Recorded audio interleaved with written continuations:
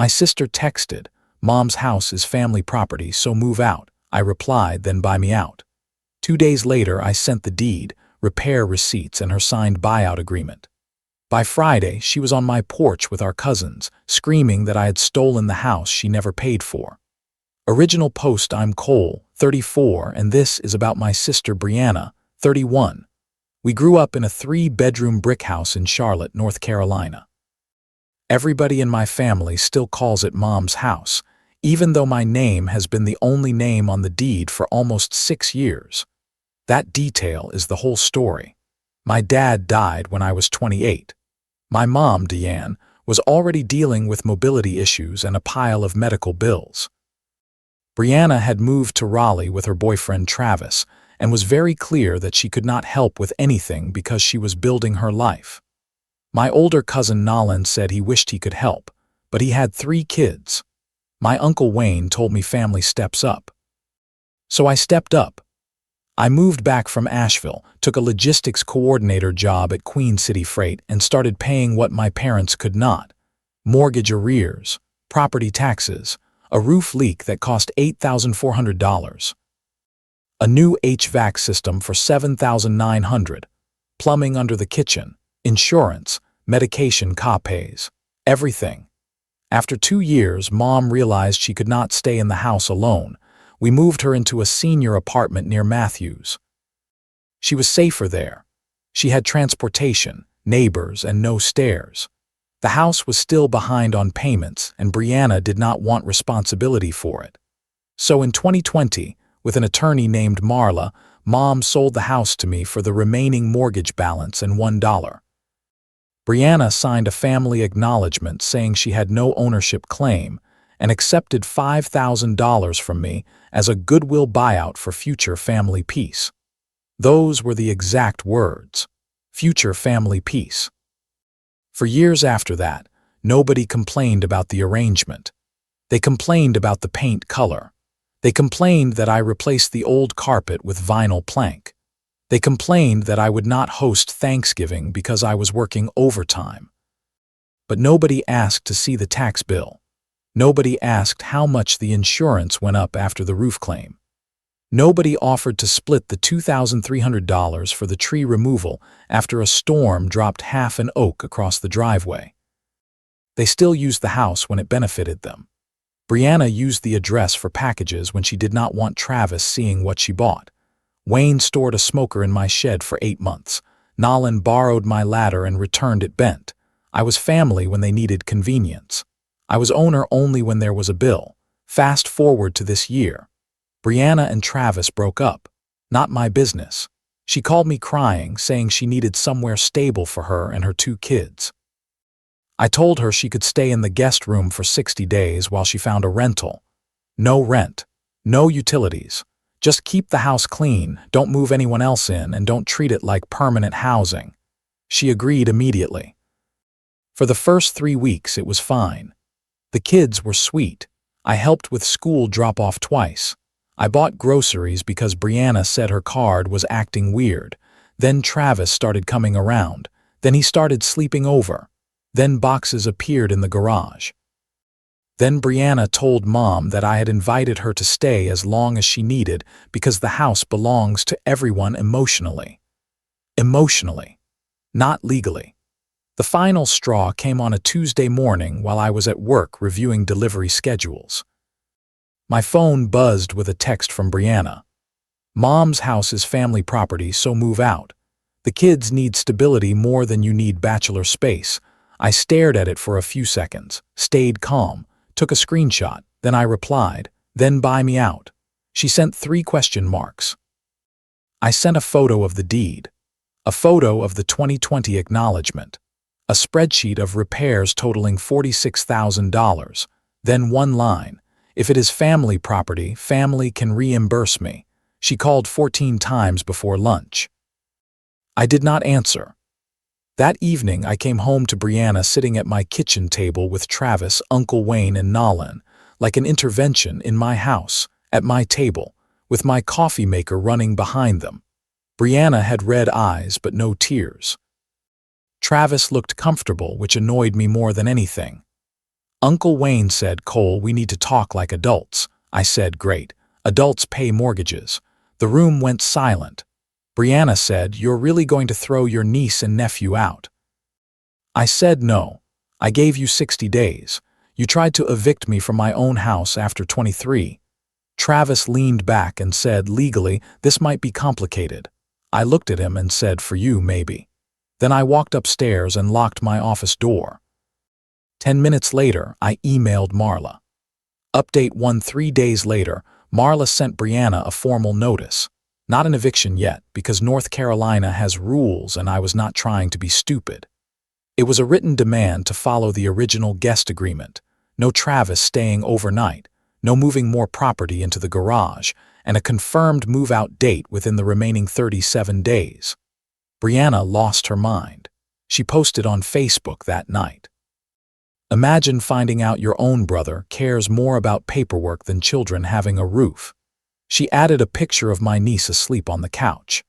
Cropped carefully, so nobody could see the 75-inch TV Brianna had mounted without asking. Comments came in fast. Family over money. Some people forget where they came from. Your dad would be ashamed. That last one almost got me. Dad had been dead 6 years, and people who had not visited him in hospice suddenly knew what he would think. I did not comment. Instead, I uploaded the deed, repair receipts, buyout agreement, and Brianna's original text to a folder. Labeled, dated, shared with Marla. Then the flying monkeys started. Aunt Rochelle texted, "Your sister is under pressure. Be kind." I replied, "I let her stay free." She told me to move out of my own house. Rochelle wrote, "That doesn't sound like her." I sent the screenshot. She did not reply. Nolan called next. He tried the soft version. He said, "Look, I know legally you may be right, but morally this is Mom's house." I said, "Morally, where were you when the roof was leaking into her bedroom?" He said that was different. I asked how. He said, "You always do this. You keep score." I said, "Only when people spend my money and call it love." The next morning, Brianna had changed the garage code. She had also moved 6 more bins into the laundry room and written kids' playroom on a sticky note stuck to my den door. I took photos. I did not yell. When she came downstairs, I said, "Remove the bins from the laundry room and do not touch my den." She said, "This is why nobody feels comfortable here. You act like a landlord." I said, "I am the owner." She said, "That is such a disgusting thing to say to your sister." I said, "Trying to take my house is a disgusting thing to do to your brother." Travis smirked and said, "Maybe we should all just calm down." I turned to him. "You were told not to sleep here again. If you are here tonight, I call the police for trespass." He laughed once. Then he saw my face and stopped. That night, he left at 9:40. At 1015, Brianna texted Mom and told her I had threatened to make the kids homeless. Mom called me crying, not angry, just sad. I drove to her apartment with printed copies of everything. She sat in her recliner, reading the deed with her glasses low on her nose. Then she said, "I told your sister this house was yours." I said, "She says it's family property." Mom closed the folder and said, "Family did not save it. You did." That was the first time I cried. Update 2 weeks later, Brianna switched strategies.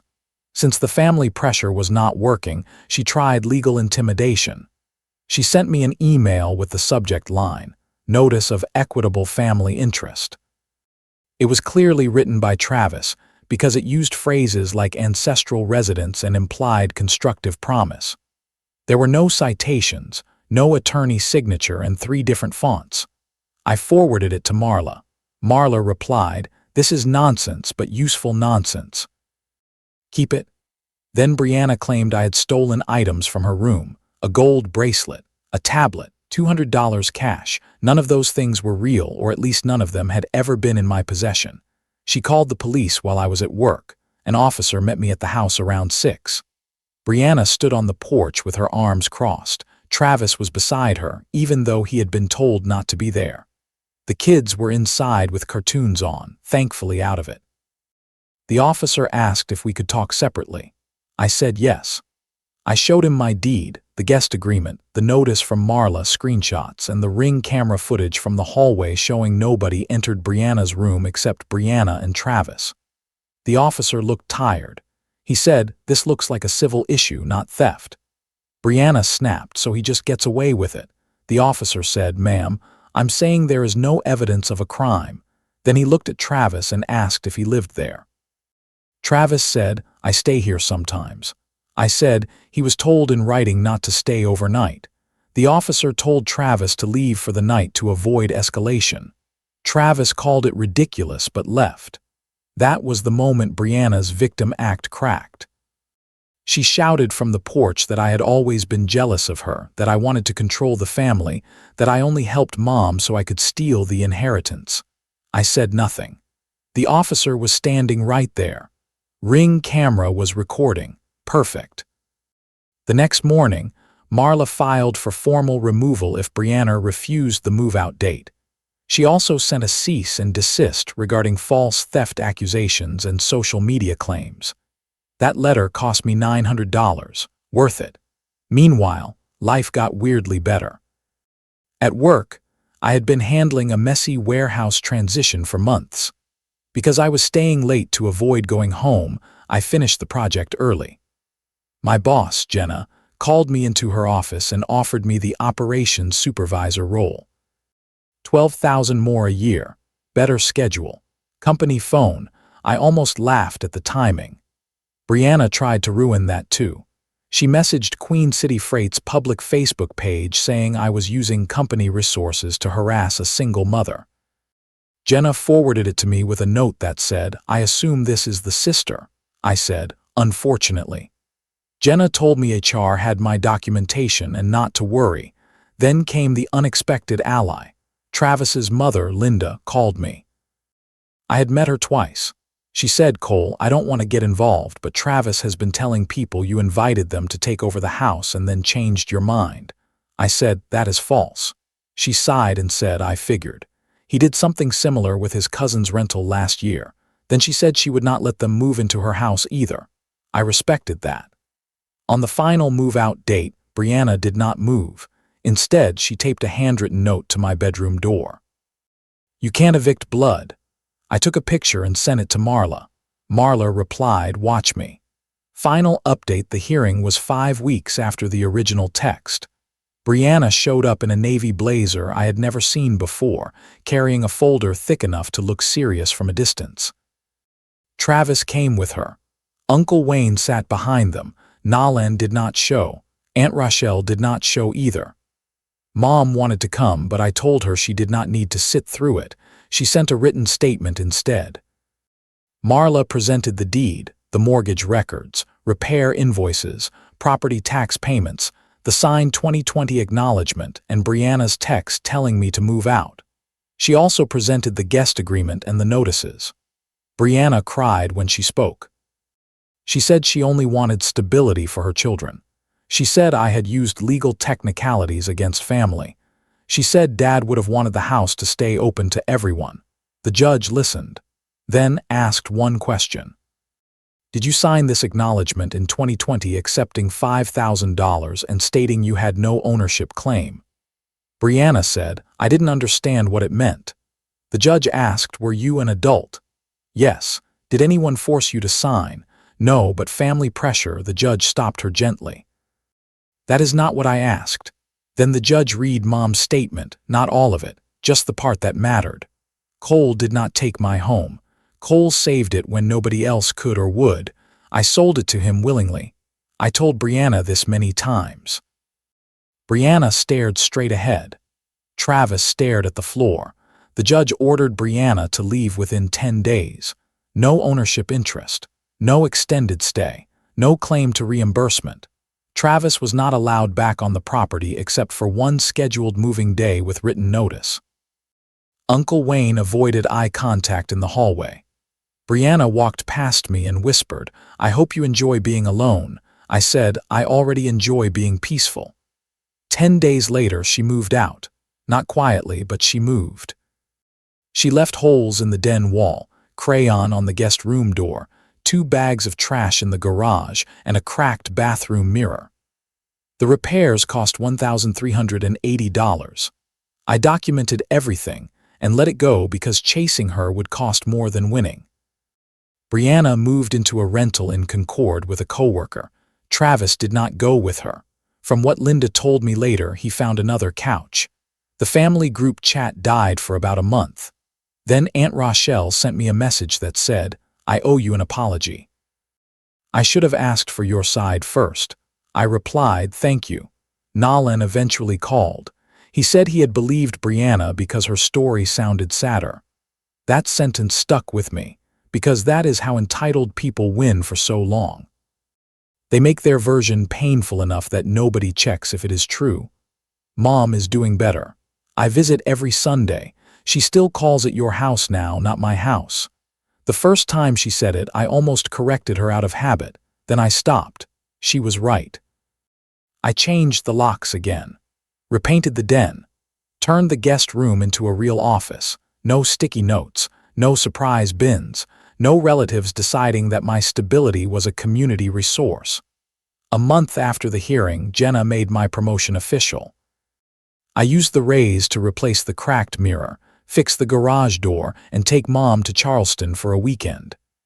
Brianna found out through Facebook and posted something about people traveling while family struggles. I did not respond.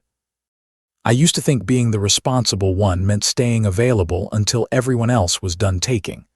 I thought if I was calm, fair, and useful enough, my family would eventually respect me.